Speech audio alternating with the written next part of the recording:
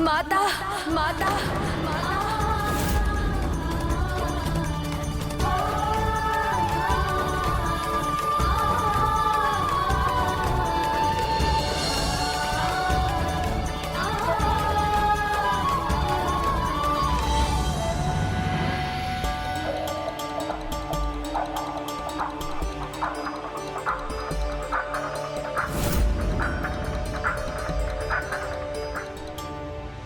देवी पार्वती यहाँ और विनायक ने उन्हें माँ क्यों बुलाया? मैं वचन देता हूँ देवी, विनायक अपने भविष्य के एक अवतार में आपसे भेंट करने अवश्य आएगा। ओह, तो देवी पार्वती विनायक के इस अवतार की माँ है और कदाचित अपने पुत्र को यहाँ देखकर उनसे रहा नहीं गया। ये मुझसे अधिक और कौन समझ सकता है? एक माँ ही दूसरी माँ का कष्ट समझती है।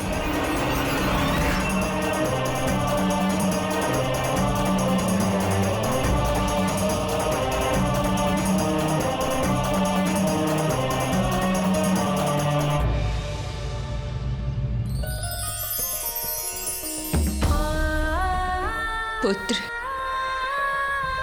तुम में मैं अपने पुत्र विनायक की झलक देख रही हूँ। तुम्हें पाकर मैं अपने वात्सल्य में इतना खो गई थी कि मैं तो भूल ही गई थी कि मेरे विनायक होने के साथ साथ तुम देवी पार्वती के गणेश भी हो। पुत्र, तुमने तो अपना वचन निभा दिया है। मेरी प्रतीक्षा का फल मुझे मिल गया है। किंतु पुत्र, यदि मेरे सुख से दूसरी माँ दुखी हो तो ये उचित नहीं है और ना ही मुझे इसका कोई अधिकार है। तुम तो देवी पार्वती के नंदन हो, इसलिए तुम्हारा कर्तव्य है देवी पार्वती को प्रसन्न रखना। देवी पार्वती को यूं यहाँ से इस प्रकार विचलित होकर मत जाने दो। एक माँ की पीड़ा मैं भली भांति समझ सकती हूँ, इसलिए मैं तुम्हें अनुमति देती हूँ। जाओ पुत्र, जाओ।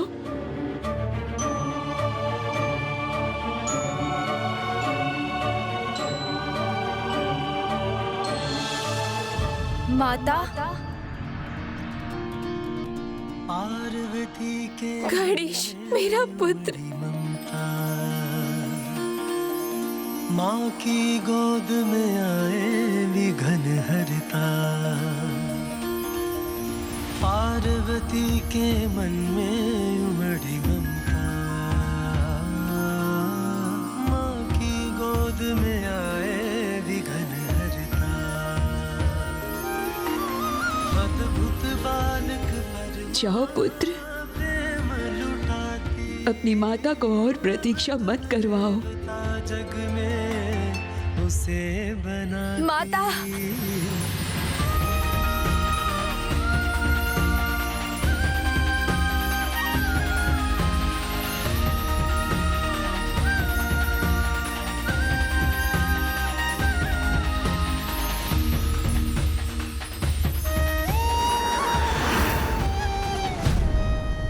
माँ तो त्याग की मूर्ति होती है।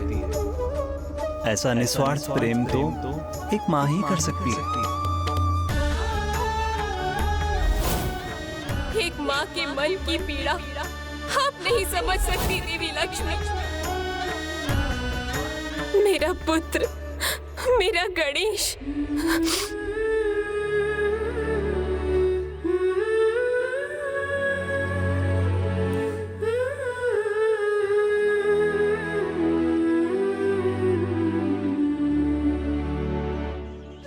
मुझे क्षमा कर दीजिए देवी अदिति।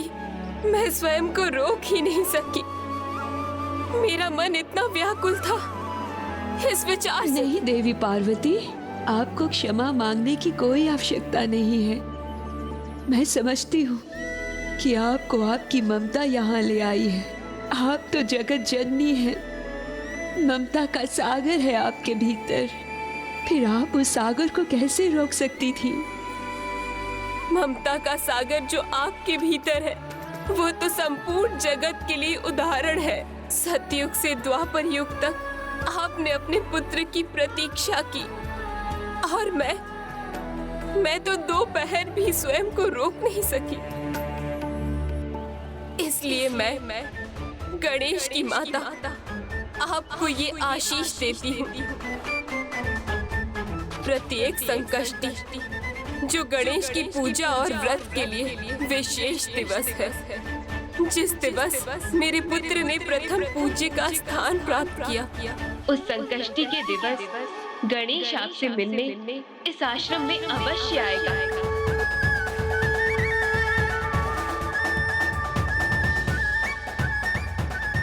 और पुत्र गणेश, तुमने भी अपनी माता की ममता का जैसा मान रखा है वो भी अनूठा है, अद्भुत है।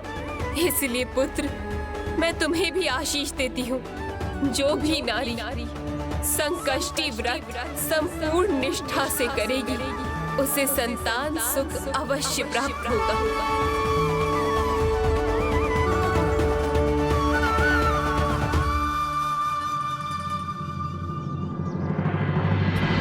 पुत्र, अभी तो हमें यहाँ से प्रस्थान करना होगा।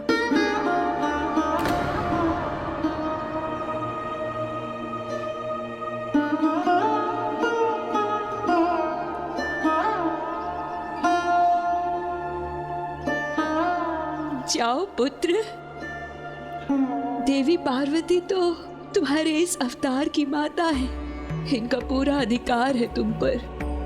और फिर जगत जननी ने तो मुझ पर एक विशेष कृपा की है। प्रत्येक संकष्टी तुम्हारा साथ मिलने का आशीष देकर मैं बड़े ही उत्साह के साथ तुम्हारे लिए व्रत रखूंगी पुत्र, और तुम्हारे आने की प्रतीक्षा करूंगी मैं।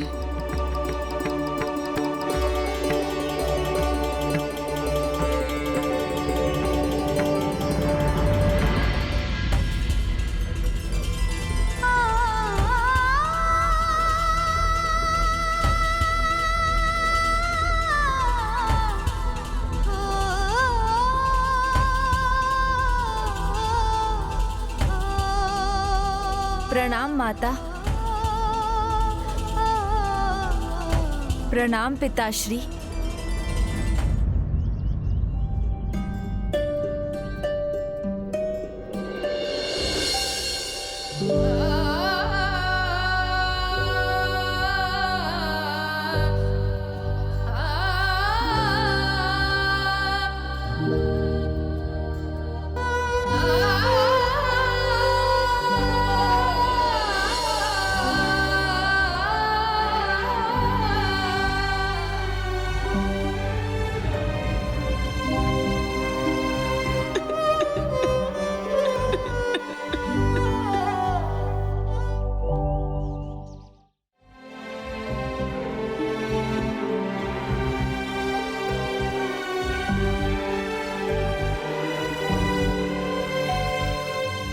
क्या हुआ प्रिय?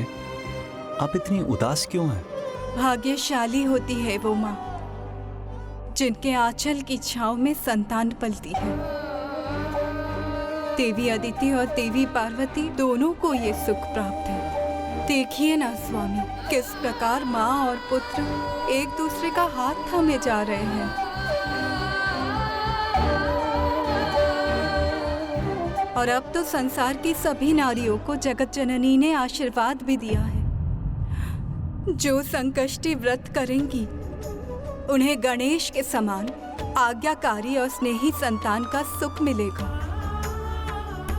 परंतु हम देवियों का क्या प्रभु, जिन्हें उन्होंने आशीष नहीं, माँ बनने के सुख से वंचित रहने का अभिशाप दिया, तो क्या वो उस शाप को लौटाकर मुझे संतान सुख का वरदान देंगे? मैं सभी देवताओं को ये श्राप देती हूँ कि देवियाँ भी अपनी संतान को जन्म नहीं दे सकेंगी।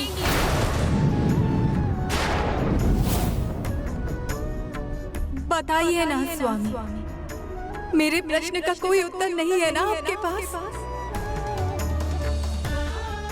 तो उचित है। जिन्हें इसका उत्तर देना चाहिए। अब ये प्रश्न भी मैं उन्हीं से पूछूंगी। प्रिय,